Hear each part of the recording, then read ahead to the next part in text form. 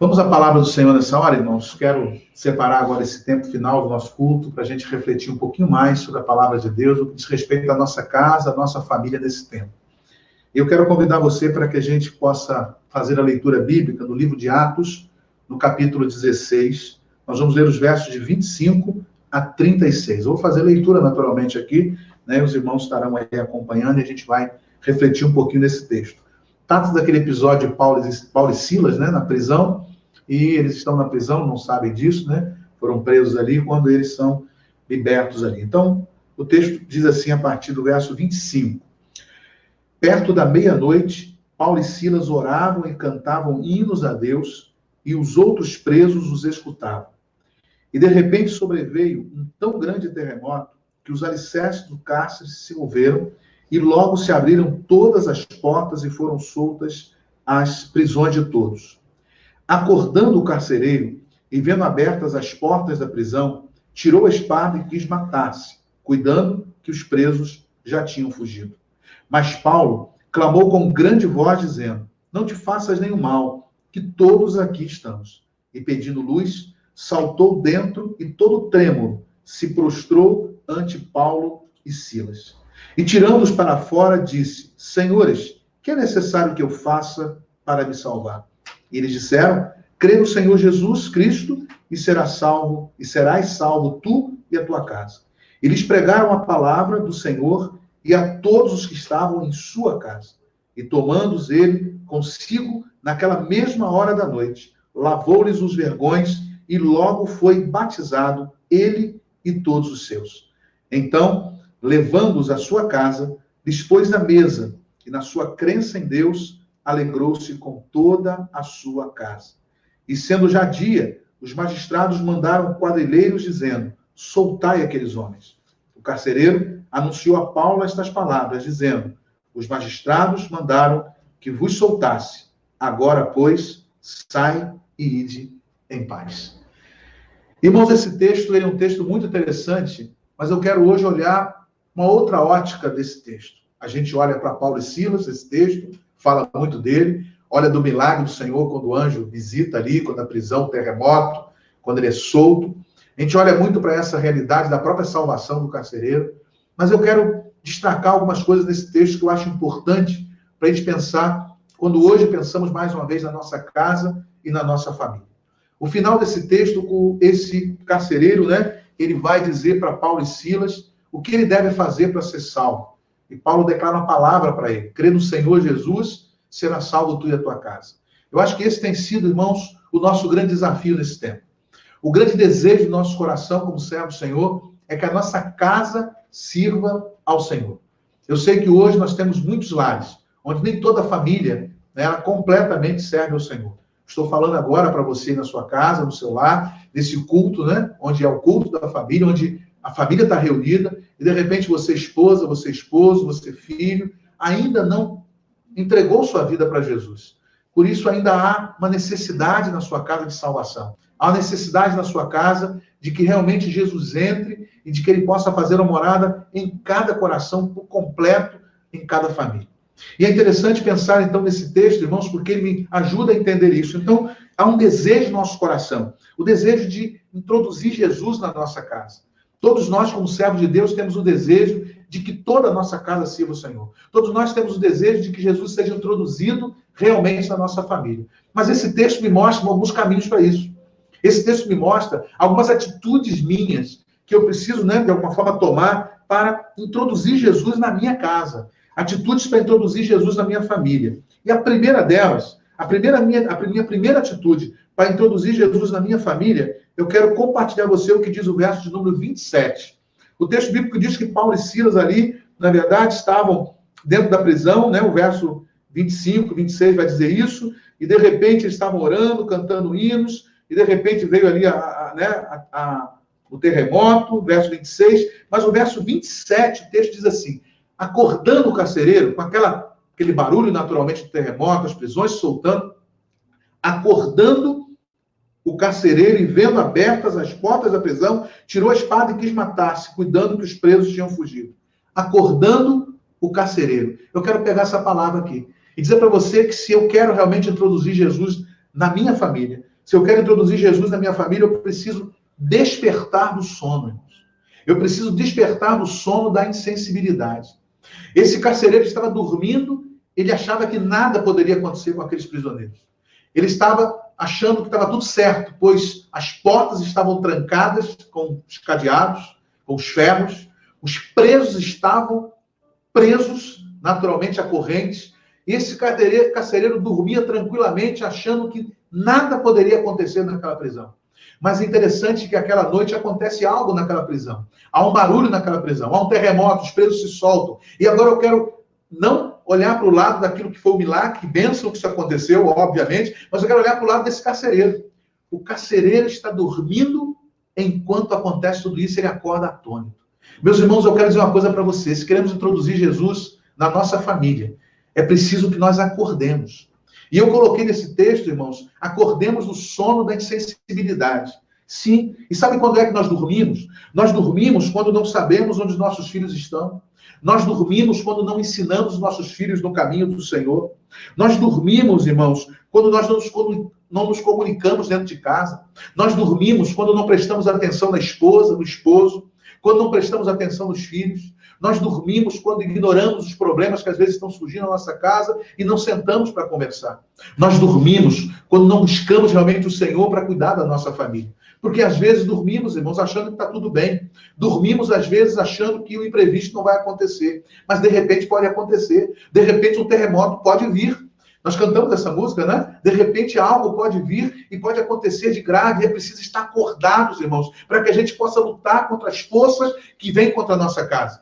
Quantos de nós, irmãos, acreditávamos que viveríamos o terremoto que estamos vivendo hoje na saúde pública do nosso país? Quantos de nós, irmãos, imaginaríamos que seríamos surpreendidos com a situação como temos vivido? Mas acordados nós podemos enfrentar. Acordados nós podemos lutar contra isso. Por isso é preciso que a gente pense nisso. É preciso que a gente pense se nós queremos realmente Jesus na nossa família, na nossa casa. Nós precisamos despertar. Nós precisamos acordar. E olha, quando o carcereiro acorda, irmãos, ele não sabe o que fazer. Quando o carcereiro acorda e percebe a gravidade da situação, o texto diz que ele tenta se matar.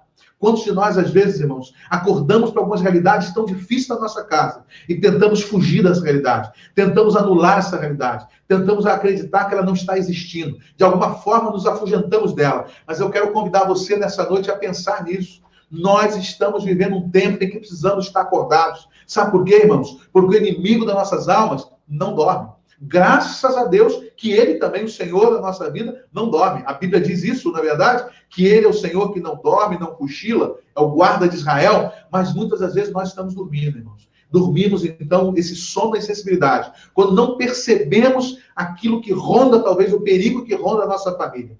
E nós precisamos, então, acordarmos. Acordar para manter um relacionamento sadio com a nossa família. Maridos, precisamos acordar para cuidar das nossas esposas. Esposas, precisam acordar para cuidar dos seus maridos. Pais precisam estar acordados para olhar e cuidar dos seus filhos. Filhos também têm que estar acordados para cuidar dos pais. Nós não podemos dormir, irmãos, nesse tempo. Precisamos estar alerta, precisamos estar acordados. Sabe por quê, irmãos? Porque o diabo não dorme. O diabo trabalha. E quando a gente dorme, o diabo faz a festa. Por isso eu quero dizer para você nessa noite que é tempo de estarmos acordados. Por isso o texto diz que o carcereiro acordando, ele percebe aquilo tudo. E a primeira coisa que eu quero pensar com você nessa noite, então, é isso. Que a minha primeira atitude para introduzir Jesus na minha família, na minha casa, eu preciso despertar. Eu preciso acordar. Eu preciso olhar o que está acontecendo à minha volta e à volta da minha família e dos meus. E tomar atitudes que possa realmente resolver essas coisas. Por isso, vamos acordar, irmãos, como família. Vamos acordar como servos de Deus na nossa casa. Acordados, nós vamos fazer a diferença dentro do nosso lar. Acordados, o nosso lar será, com certeza, abençoado quando estamos acordados. Mas eu quero ainda pensar numa outra coisa com os irmãos. Uma segunda atitude que eu preciso tomar para introduzir Jesus na minha casa, para introduzir Jesus na minha família. O verso 27 diz que ele acordou. E o verso 28 diz que Paulo e Silas, o verso 28 diz que Paulo chamou com grande voz, dizendo para eles, né, não te faça nenhum mal, porque todos estamos aqui. Mas olha o que diz o verso 29. O verso 29 diz assim, e pedindo luz, saltou dentro o carcereiro, né, e todo trêmulo prostrou-se antes Paulo e Silas. e pedindo luz. Irmãos, estava dormindo e ainda estava no escuro. Sabe qual é a segunda atitude que a gente precisa tomar para introduzir Jesus na nossa família? Nós precisamos buscar, irmãos, a luz da verdade. É interessante esse texto. Precisamos buscar a luz da verdade.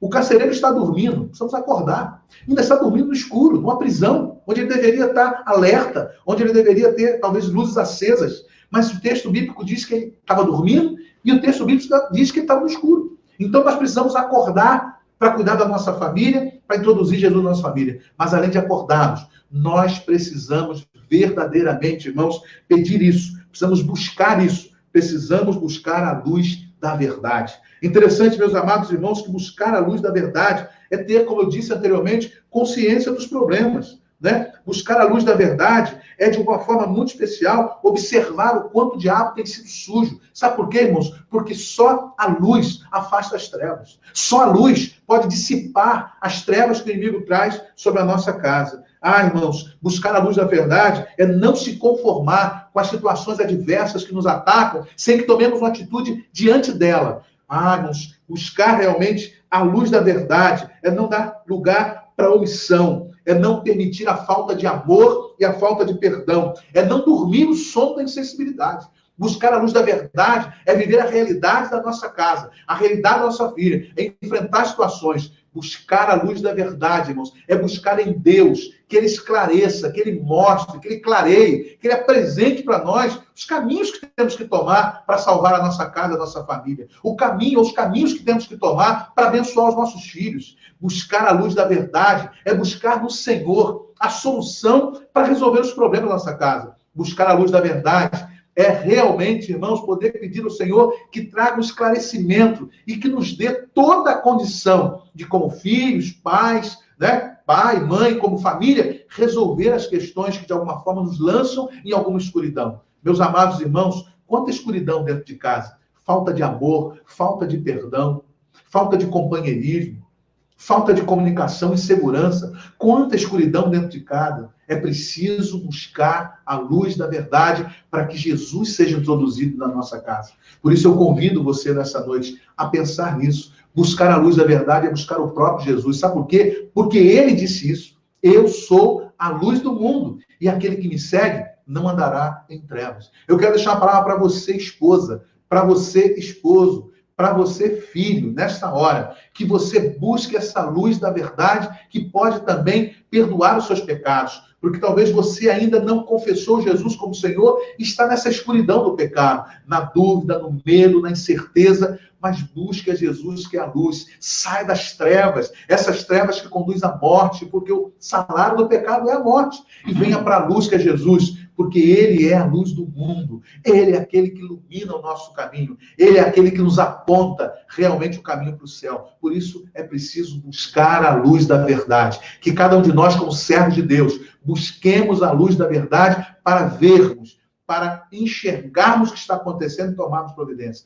Que você, meu querido amigo, que ainda não encontrou-se com Jesus como seu Senhor, você que ainda não confessou como Jesus, busque Jesus como luz para a tua salvação, para que os teus pecados sejam perdoados e você possa estar, então, congregados realmente na sua família, como servo do Senhor, e assim a sua casa, com Jesus presente, vencendo cada um dos obstáculos que se apresentam.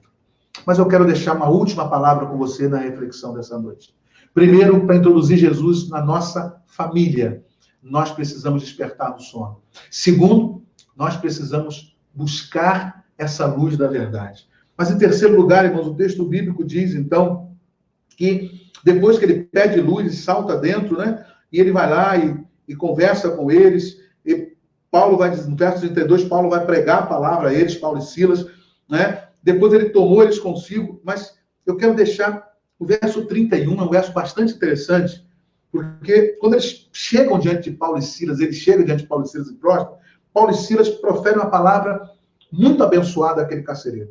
Ele diz no verso de número 30, que ele tirou, né, eles para fora e disse o seguinte, o carcereiro: senhores, olha o que diz o carcereiro no verso 30, o que é necessário que eu faça para me salvar? E Paulo e Silas, então, disseram para esse carcereiro: crê no Senhor Jesus e serás salvo, tu e a tua casa. Em terceiro lugar, irmãos, se eu quero introduzir Jesus na minha família, eu preciso desenvolver uma vida de fé no Senhor Jesus Cristo. Em primeiro lugar, eu preciso de uma forma muito especial despertar do sono. Em segundo lugar, eu preciso buscar a luz da verdade. E em terceiro lugar, eu preciso exercitar a minha fé. Agora o carcereiro faz essa pergunta a Paulo: o que eu preciso fazer para ser salvo? E o Paulo vai dizer para ele: crê no Senhor Jesus e será salvo tu e a tua casa. Interessante, meus amados irmãos, quando eu penso nessa questão da fé, eu já disse anteriormente a você, meu amigo, você que ainda não confessou Jesus como Senhor, a sua fé nesse Cristo vai te salvar. Assim como salvou a vida daquele carcereiro, daquela família, da sua família, Deus tem bênção para você, salvando a tua alma, perdoando os teus pecados. Mas para isso você precisa crer em Jesus. Talvez você pergunte ao pastor Cláudio hoje: pastor Cláudio, o que eu tenho que fazer para ser feliz? O que eu tenho que fazer para tirar esse peso do medo do meu coração? O que eu tenho que fazer para acompanhar a minha família rumo ao céu, para ela estar indo, a minha esposa, meus filhos, né, meu esposo, enfim, o que eu tenho que dizer para você é a mesma coisa que Paulo disse: crê no Senhor Jesus e você vai ser salvo. Então, eu quero dizer para você que é fundamental crer no Senhor Jesus, mas a cada um de nós que ainda já temos Jesus como nosso Senhor, também precisamos desenvolver uma vida de fé para que Jesus seja introduzido na nossa família, irmãos. Precisamos sim desenvolver essa vida de fé. Precisamos crer realmente, precisamos crer nas promessas do Senhor, precisamos crer que Ele é autor da família, que Ele é o Senhor da família e que Ele quer o melhor para ela e que Ele ama a família. Precisamos crer que Ele é poderoso para ouvir as nossas orações. Precisamos crer que Ele está cuidando da nossa casa nesse tempo tão difícil de pandemia que nós estamos vivendo. Precisamos crer que Ele está preservando a nossa família, preservando os nossos para a salvação. Precisamos crer, irmãos, que a minha